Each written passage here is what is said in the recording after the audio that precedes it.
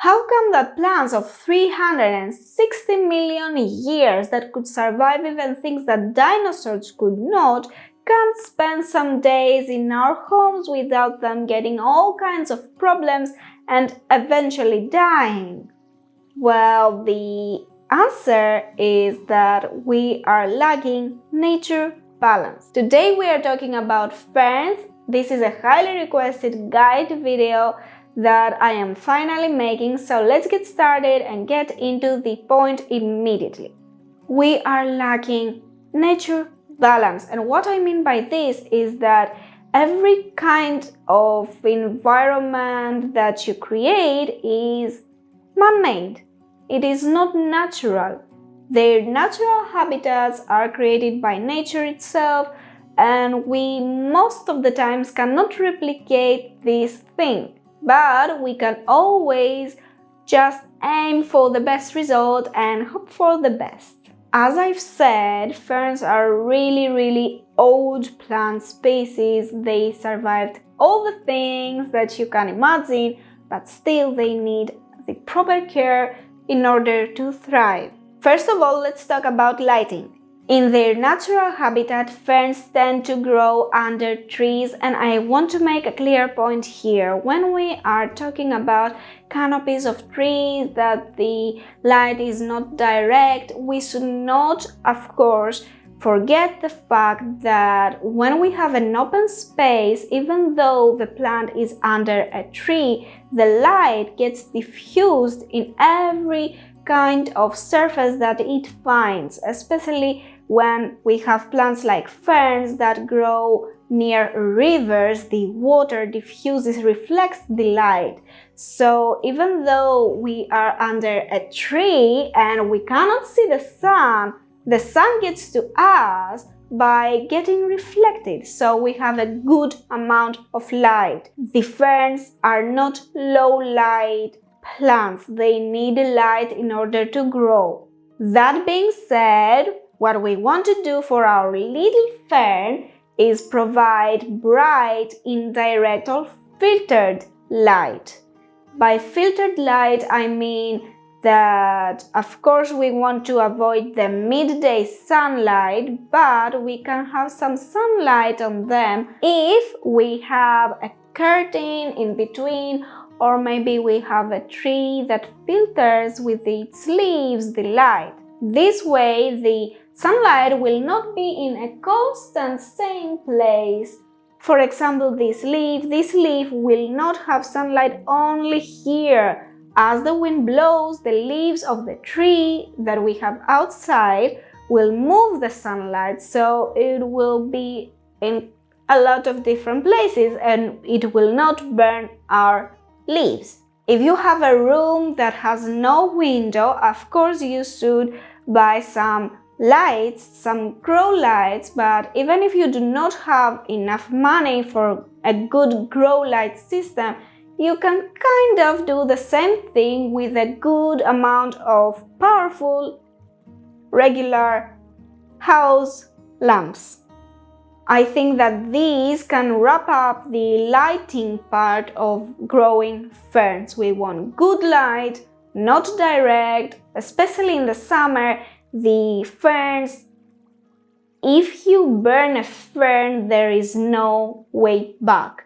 And I mean it because look at this one here.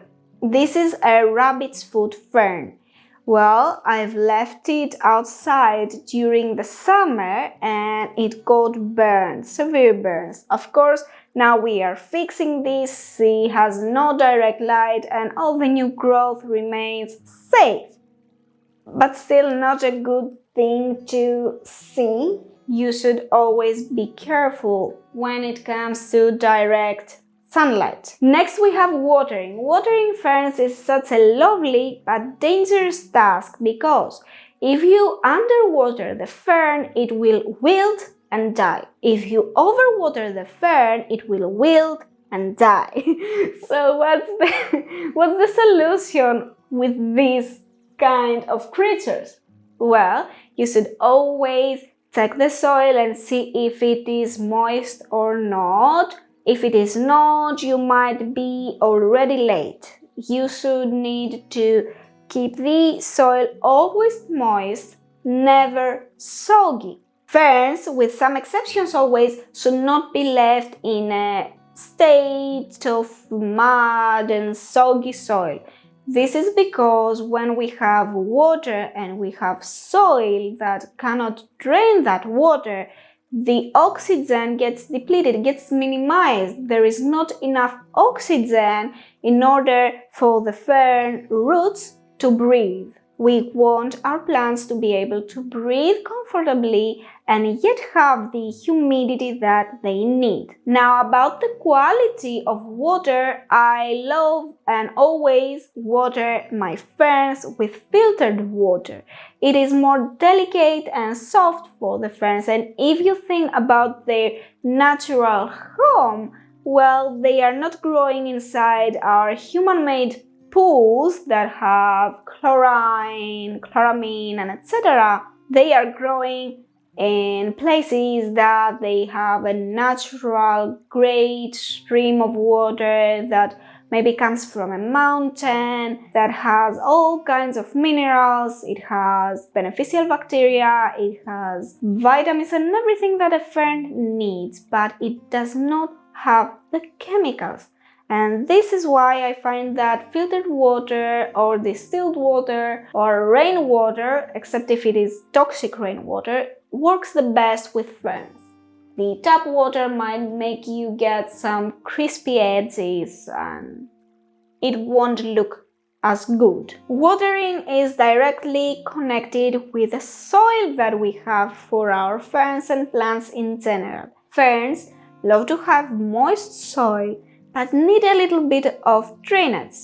Now, if you want to mix your own soil, you could probably use some peat moss, the regular soil, a little perlite, and I say a little because we do not want to keep the fern dry. We want to water her and help her retain the moisture for at least 3 days in the summer, 5 to 7 days in the winter. So, with perlite, just stay kind of cautious. Don't make the whole soil mix full of perlite, like 70-80% of perlite, as we do in plants like monsteras and other similar plants. Ferns need less amount of perlite, less amount of all the drainage materials. Some ferns are epiphytic. This means that they grow in trees and in weird places, so they do not have any soil. They might get some kind of substrate from the bottom leaves that they die and stay in between the surface that they are growing on and the plant, or the surface, for example, is a tree, then it has the trunk and maybe some needles that are falling down. This all creates a kind of substrate that it is not soil, and they act like a mild and good fertilizing. There are so many information that I want and can share about the ferns that I cannot put them all in one video, so be sure that more videos are coming your way. Most types of ferns also prefer a neutral to acidic pH. You should always research the certain type of fern that you have, because you might have an exception again that can live in limestone soils and really prefers a more alkaline environment. When it comes to pots, I will propose to you to only use pots that have drainage holes, and this is because if you are not experienced with the fern, the certain fern, and the amount of water that it needs, it is really easy to overwater them and just have some amount of water remaining at the bottom, which will lead in root rot and root overall in the whole plant. Once it has a problem, the fern will not easily survive. You might lose all the leaves and have to wait for months and months till it grows back. So keep your watering in check all the time. And if you have to, just check the soil every time that you pass in front of your fern. Just do it. Keep it moist, not soggy, never dry, and you will be really good to go. Pots with drainage holes are a win-win. Now about the material of the pot that you can use. Terracotta pots are losing the moisture really fast, and I guess the only way that you can make it work is if you had a moss wrapping around the terracotta pot, which will not look good. Then you will have to add it in a ceramic pot, and it goes all the way. Well, best type of pots are plastic pots, ceramic pots maybe, and self-watering pots. If you really insist on putting your fern in a terracotta pot, what you can do is keep the plastic pot, the nursery pot, and just get a bigger size of terracotta and put it like this. Don't remove the inner pot. This way you will be able to retain that moisture and have the look of the terracotta. It will look good, to be honest. Now, about Boston ferns, what I love to do when I am planting my ferns outside is getting these hangers, the spots that have only the iron patterns with the cockatiel as a base. This, of course, can obviously lose moisture fast, but if you keep up with the watering or make a self-watering system, then you won't have a problem. And they will look good when you look at them from the low perspective.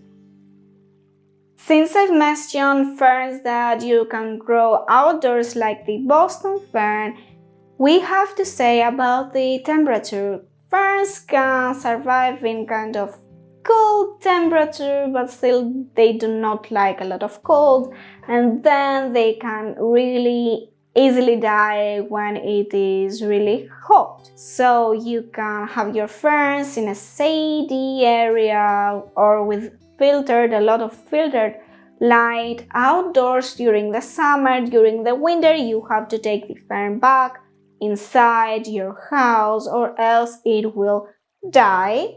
And about the indoor ferns, you should keep them away from places like fireplace, your kitchen, maybe it has a lot of warmth, and you should always keep them also away from windows and doors that have cold air coming in or going out, and away from all the air vents and everything. Well, you get it. Keep them away from air streams, keep them away from really extreme temperatures. Just have them in the regular, normal temperatures of an indoor environment. There are some ferns that can survive more in colder climates, more in warmer climates, but still this is a general guide of ferns. You should see more guides for the specific type of fern that you have. I guess that you can never get enough species of ferns. You can never get enough types of ferns. They are all beautiful, and if you just don't buy a different type, you are missing out. I have to say this. We've talked about light, water, soil, temperature, pots and their types, but we didn't yet include the pest problems. Well, ferns can get pests, and it is a nightmare. It is a nightmare, believe me, because of these textures and the patterns in the leaves. You cannot spot the pests soon enough, And when you go out to buy a new fern, please quarantine it and make sure that you check as much as you can, as much time as you need. Even if the plant shop owner comes to you and says that, can you be a little faster? Please say, no, I have to check this fern. I will not buy it before checking it really good. We are talking about an overhauling here because it is so easy to just overlook a leaf and miss a whole collection of plants if you do not quarantine that fern and you have an outbreak of pests. I went in a plant shop the other day and bought a fern that I could not find elsewhere, and it was the only pot.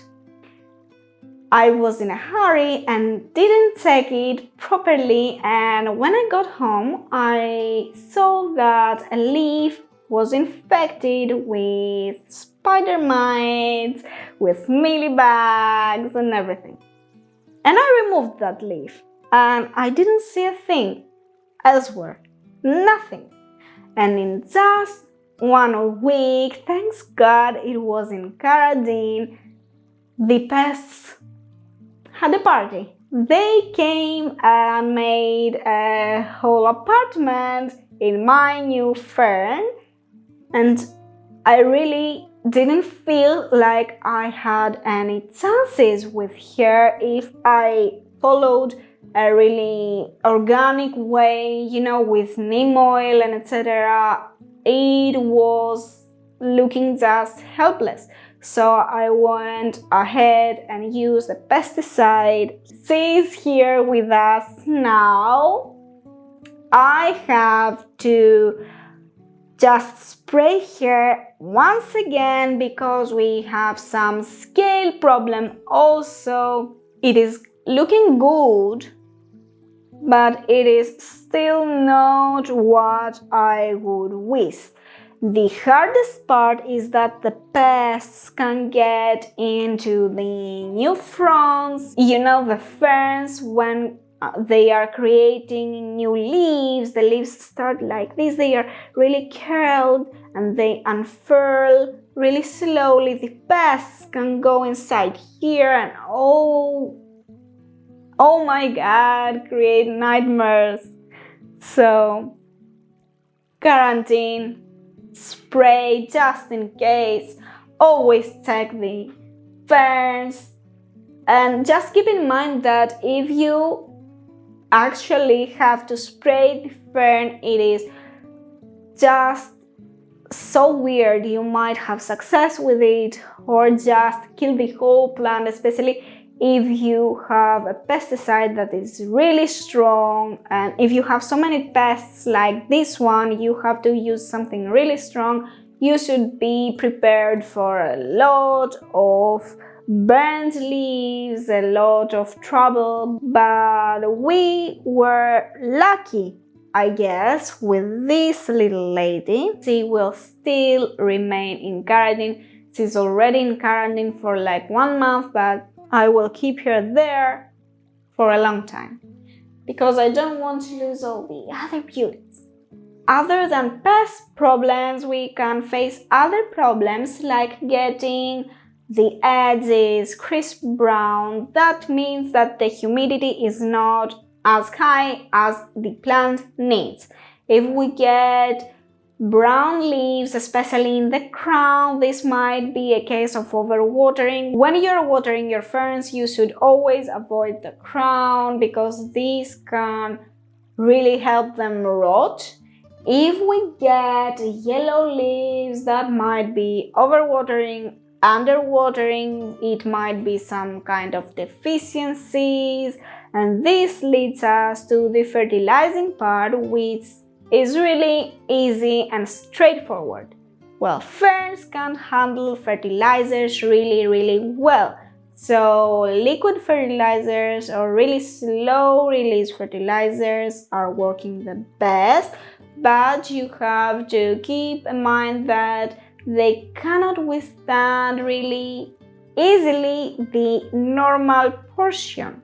You should always use like 70%, 50% of the recommended amount of the fertilizer in the ferns. Their roots are so small and delicate that you have to be extra careful with them. When it comes to toxicity, most types of ferns are not toxic to our pets and family members, but still that doesn't mean that you have to feed your kid or pet some fern leaves. Just keep them away just in case that you have a type of fern that might not be as simple as the common ones. Right now you might be wondering that I haven't yet talked about propagation, and this is because we have something magical happening with the ferns. Well, the most successful way to propagate a fern is through division. You just take it out of the pot, split it in 2, 4, 6 pieces, as many as you need, depending on the size of your fern, and then put them in different pots. And there you have it, you have propagated your fern. Some ferns have also the runner style, which means that they make a little branch that goes out of the plant, and when it touches soil, that magic happens. They have started a new plant where you can eventually cut the branch, remove the new plant, and have 2 plants by autopropagation. Another way that I haven't tried yet with ferns is these spores called sorry. They happen to grow under the leaves like an infestation. They look really weird, really weird, and I will show you a close-up. This is what the spores look like. You might think that you have pests, but you actually might have spores. It is always good to just take an extra look and see, are they pests? Are they spores? Or are they an unidentified thing? This is the propagation with spores. You can cut the leaf when the spores are ready. You will see them when they are ready. It is easy to spot them. And you cut the leaf, you get a paper towel and just lay flat the leaf and wait for the spores some days to just let the leaf and fall down. Then you can, of course, get the spores and plant them. With enough humidity, you will have more ferns. But for me, this is kind of really slow because when I want a fern, I want it right here, right now. So I guess that division or buying a new plant is the best way. It is really faster, and you have a fully grown plant from the start. Also, in ferns like the rabbit's foot fern, you can propagate by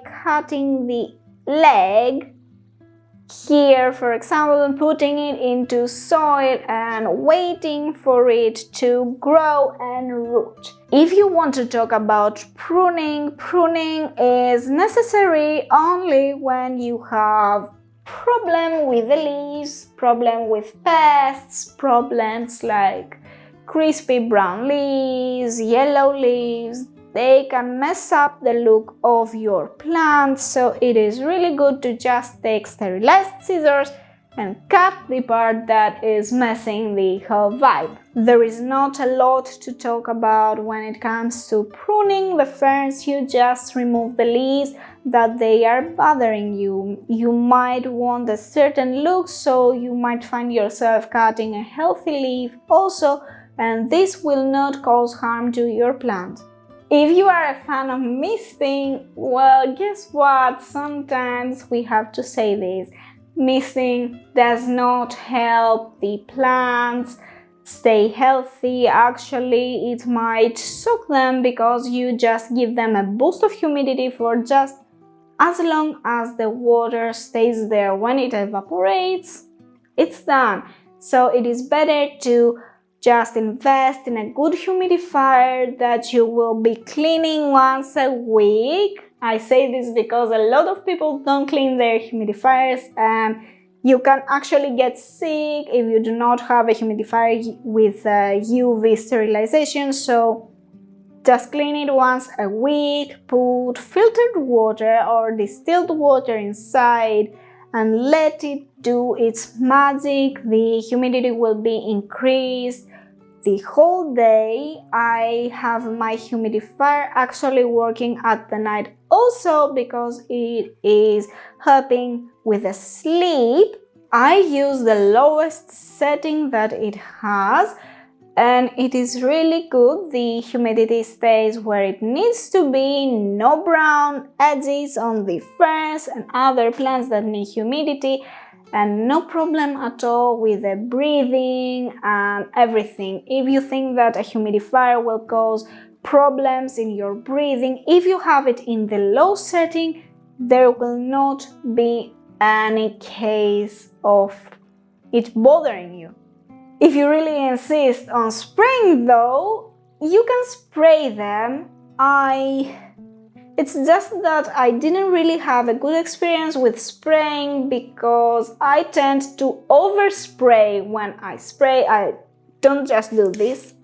I just keep spraying. So this can make the leaves get a lot of water weight on them and then make them droop, and they will not look good. And if you mist your plants during late evening hours, this can actually do more harm than good because the water cannot evaporate as quickly and it can lead to permanent leaf damage, rot, fungus, everything. Yes, when you are watering your ferns, when you are misting your ferns, whatever you do with water, do it in the morning. Really early afternoon is acceptable, but do it in the morning. I don't want to extra tire you with all these things about ferns. I am planning on making more fern videos so I can really make you a master of ferns, but still till then, with these general guides, you are good to go. Your ferns will survive and you will be a happy fern and parent. This guide is something really important for me because I've struggled for a lot of years with the ferns. You can imagine how many ferns have I killed. I killed a lot of them, and now they are thriving in my hands, and I am really proud of this. You should accept your fails, you should accept your successes, and just try to do your best because nature is here to help us.